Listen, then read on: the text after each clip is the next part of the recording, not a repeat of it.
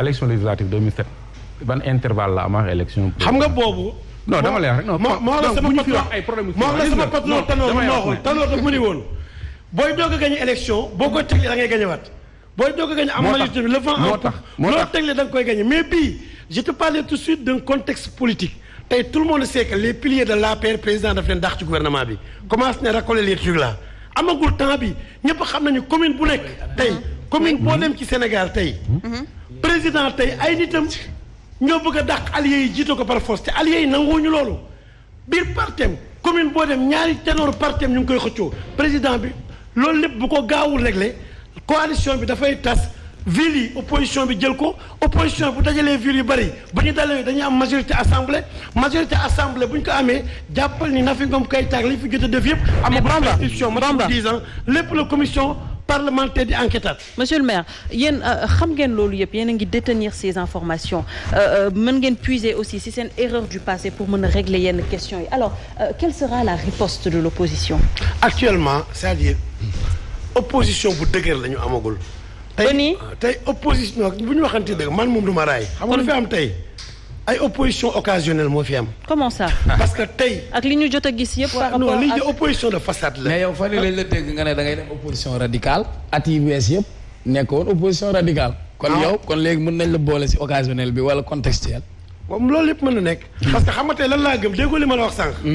opposition bi ñu ko xamee Sénégal jamono yu Wàdd la boobu ñoom laan ni nga bàcc léegi dans ko ñëpp a teel seen ambition ni Wàdd ñu ngi sa gannaaw Abdou Diouf am un vrai opposant bi fi dans ko nekkee ñuy créé Benno Siggil Sénégal fii la ma fekk. mais kon est-ce que nekkul crise de leadership au sein de l'opposition kenn bëggul sa moroom jiite la.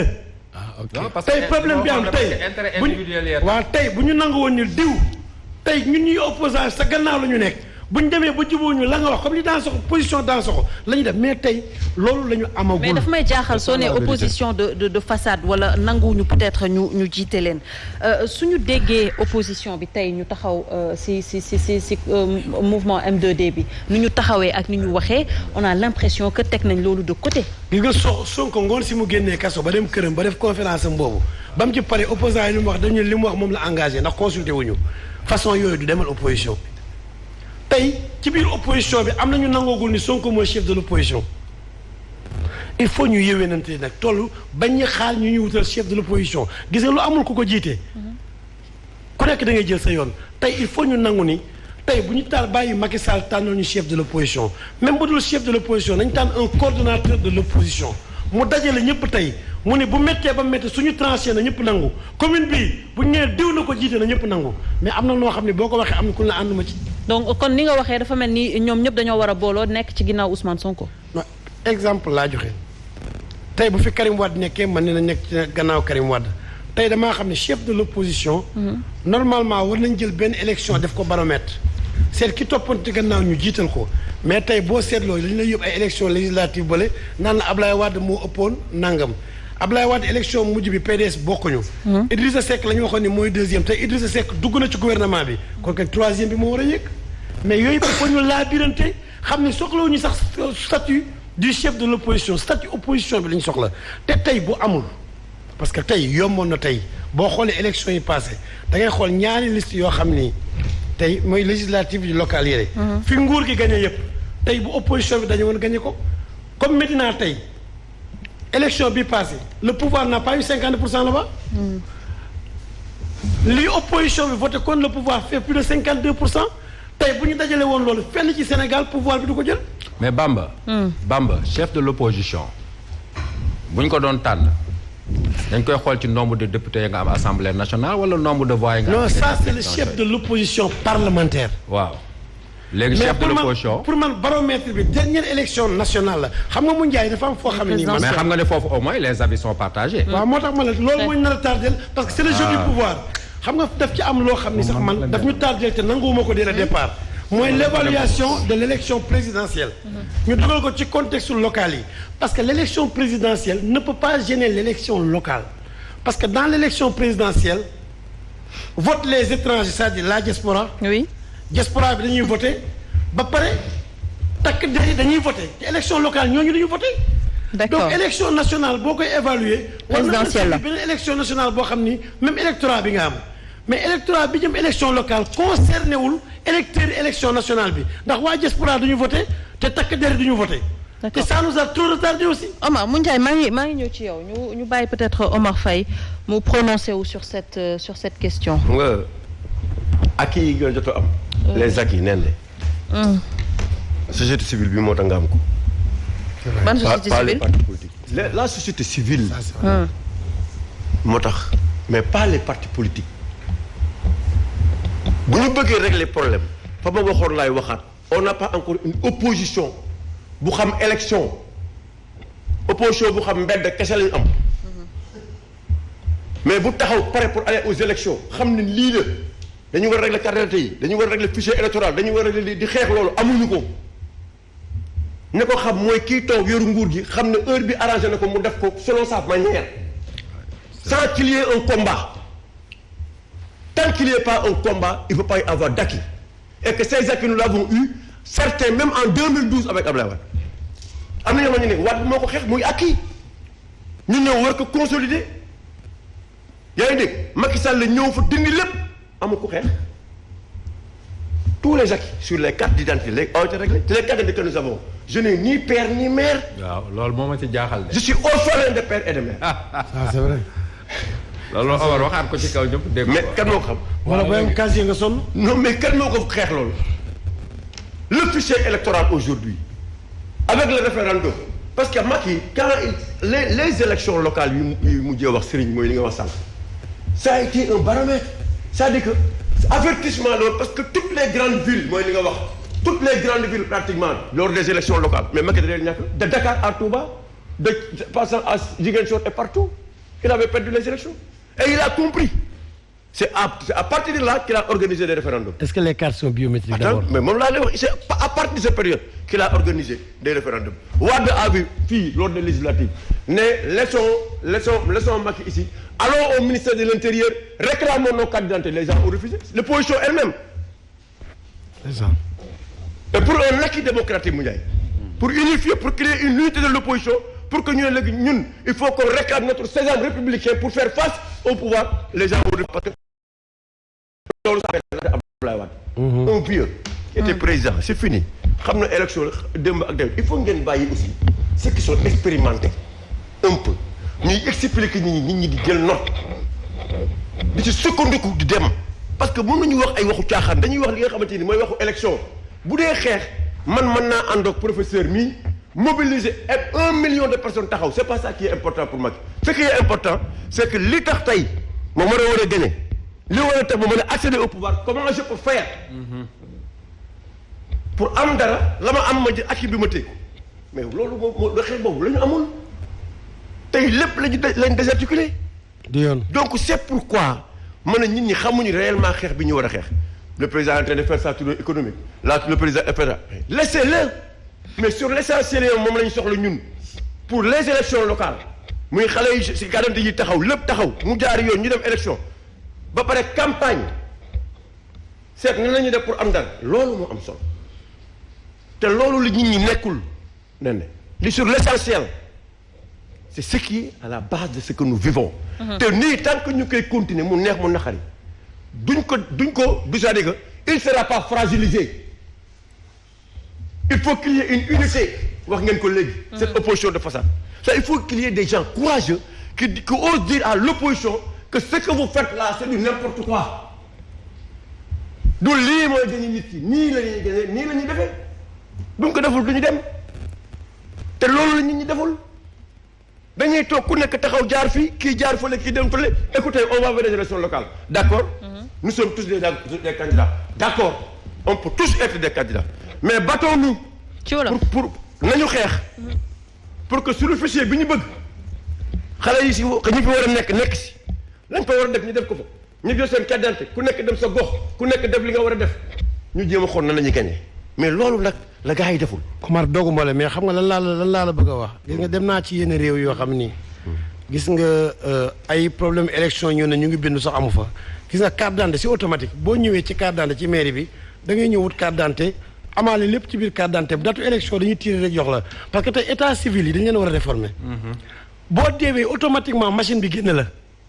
boo dee automatiquement état civil bi ñu la déclaré machine bi génne la carte d'identité bi boo demee Italie ak fenn carte d'identité bi ci mairie bi nga koy amee ci da ngay taxaw ah boo ñëwee amul demal maa ngi ñëw de fi nga taxaw lañ lay tiré sa carte d'identité dafa la ci kii jox la nga dem te ci carte d'identité bi sa lépp ci biir automatiquement kon période élection dañuy tiré ñu am 18 ans muy fichier bi mais kon war nañoo passé ay campagne yu fichier tey dañu parce que non inscrit sur le fichier bi ñu def ci carte d'identité bi lu tere ni bi muy carte d'identité nga laaj ko directement fan ngay voté nan nga defal ko directement pourquoi mu war a am double emploi nga carte d'identité tey suba ngay war même carte d'identité bi ñu koy changé c'est-à-dire nen depuis les élections présidentielles bu mu jeexee ba léegi ñu xam li ci xew lépp justement ñëpp taxaw fii ne nous ne reconnaissons pas la victoire de Macky si la ñëpp pare nañ ci parce que kii jël na deuxième mi ngi rangi que la jël na troisième xam ne moom dina ñëw mais la war a mën a tax ñu xeex kenn dofatu ko. dafa am ay questions essentielles yoo xamante ne waruñu xaar ba élection tey jii di ñëw ñu siy soog a prononcé wala toog di ci xeex. c'est-à-dire que loolu nag loolu asla yeewoon nag nañ ko wax société civile bi ñoo ko def non dama ne loolu moo am xeex bi ñu bëgg a jox société civile kooku parti yi ñoo ko war a def mais li ñu bëgg a xamal aussi parti yi muy pouvoir comme opposition moomuñu élection yi les élections appartiennent au peuple. te il faut qu'on respecte. D'accord. Il faut qu'on respecte. Il faut que maintenant dorénavant nañuy waxee ay clause d'éternité sur les mandats du président de la République de 5 ans à 5 ans il faut que ce combat-là que les gens soient menés pour que bu élection war a jotee muy législative muy comme ni ñu koy defee présidentielle ak local ñu di ko defee noonu. mais ak yi ñaam li société civile de vraiment opposition sa defu ko ci. mais loolu laa lay wax man dama leen rendre hommage moom. mais loolu laa lay wax moo tax mën na leen il faut ngeen dajaloo toog waxtaan. xool maintenant yi nga xamante ni mooy ak yi nen nan lañ koy defee loolu moo am de. waxuma la ngay wut lu neex ba nga gars yi këtti. j'espère que tamit sur ce combat toogoo leen di xaar société civile comme ni ngeen ko waxee. mais nee na xam nga nee na commission dialogue politique xam nga lan la.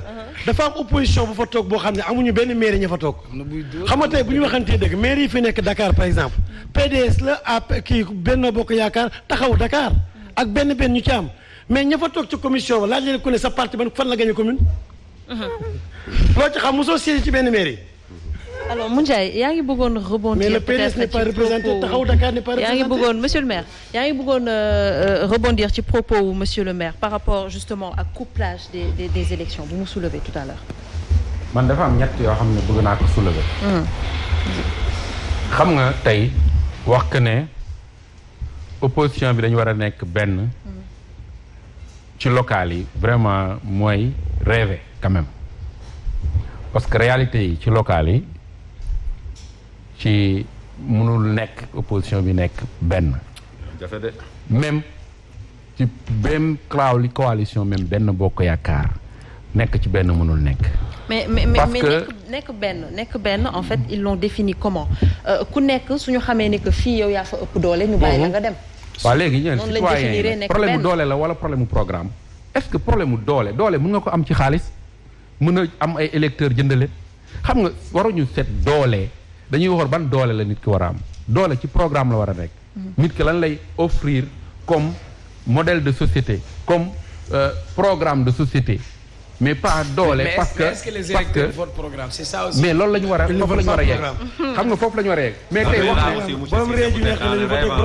non dama lay wax non c'est-à-dire que xam nga damay wax ne ñaar moo mun a am. ñu ne alors opposition bi nañu dem ci élection yi ci gox yeex goxaan yi pour que alors ñu nekk ñoom benn ñu ne ça veut dire que kon dañuy nekk ñoom benn. ñi nekk actuellement ci gox-goxaan ñoom ñu jël soit ñu remplacer leen wala ñoom ñu conserver leen mais li war a am tey du loolu pour man si bu dee élection locale li war a am tey si élection locale mooy donner la chance ak ñi nga xam ne même duñu acteur politique te am ambition si seen i gox-goxaan bëgg fa développer ay programme ñu déglu leen citoyens yi déglu leen surtout que maintenant mode d'élection bi dafay changer dootul ay conseils ñooy fal dootul parce que APR nga li conseils yu APR fal la tey citoyens yi ci gox-goxaan yi te bëgg développer seeni gox te am ambition maire war nañ mën a def ay programme convaincre askan bi ñu votal leen parce que léegi raw gàddu la loolu muy benn maintenant mën nañu wax que opposition boolewu au niveau national. Pourquoi? Parce que au niveau national opposition même ak société civile day am ay moment ñu war a mën a nekk ensemble pour des combats de principe. combat wu xeex ay liberté restriction liberté ñu commencé dund xeex ay combat wu suñu démocratie bu ñu nar a commencé saañe xeex combat wu ñu am justice bu équitable loolu jàpp naa ne au delà de même booloo bi opposition bi war a booloo société civile comme M2D ni mu ko defee muy nekk ay combat de principe sur des thématiques yoo xam ne sur des préoccupations yu concerné citoyens yépp mais tey boo bëggee jàpp ne opposition bi dañu war a mën a boolewu ne dañuy jiital kenn dina metti trop alors pourquoi parce que même Ablaye Wade bi mu fiy nekk nga xam ne c'était l'opposant de fait mais terewuloon bu ñu daan dem élection day am d'autres candidats Ablaye Wade sax da daan wax da ko daan déplorer naan dañu war a dem Ndiaye on parle du processus électoral. Oui, non, damay wax problème boole. Pas l'unité de l'opposition par rapport aux élections. waaw je dis l'unité de l'opposition. Je parle de l'unité de l'opposition. da dire que ne il faut pas aussi jàpp ne opposition bi war nañ mën a de fait tout le temps nekk ensemble. Je crois que il faut pas leur reprocher ça sama gis-gis laay wax. Je dis que ne parfois mën nañu parce que même intérêt la parfois mu am diversité de candidats xam nga tey booy dem bi ñuy dem législative mu am diversité de candidature. Par exemple, ça peut profiter à l'opposition, mais booy dem élection présidentielle mu am diversité de candidature ça profite pas à l'opposition pour dire que ne opposition bi aussi war na leen may marge ñoom ñuy discuter pour xool quand est-ce ils peuvent faire aller vers des coalitions ou pas loolu c'est leur domaine ñoom ñoo xam mais li ma wax ne mooy dafa am combat yoo xam ne du combat wu opposition rek du combat wu société civile rek du combat wu rek aussi so pour opposition société tey nit nekk war na mën a nekk sax ci Benno Bokk Yaakaar war a mën a nekk ci état moo am ay injustices yu am ci réew mi mu taxaw di ko xeex. problème mu citoyenneté la war a nekk. tey ji lan la ñu war a def le culte de la citoyenneté mon frère philosophe parce que foofu la ñu war a toll tey nekk même ànd ak nguur warul tere warul tax ngay seetaan ay ñaawteef yi am. warul tax ngay seetaan ñuy saxañal suñu démocratie warul tax ngay seetaan suñu justice di marché à deux vitesses. yooyu combat mooy les combats essentiels. maintenant opposition bi ni muy organiser nu mu dul organiser loolu c'est leur domaine beneen affaire bi may wax muy ci processus électoral bi mooy tey musuñu def élection depuis 84 ba léegi et rappelé ngeen ko rappelé waat ko boo xam ne dinañ jug ne.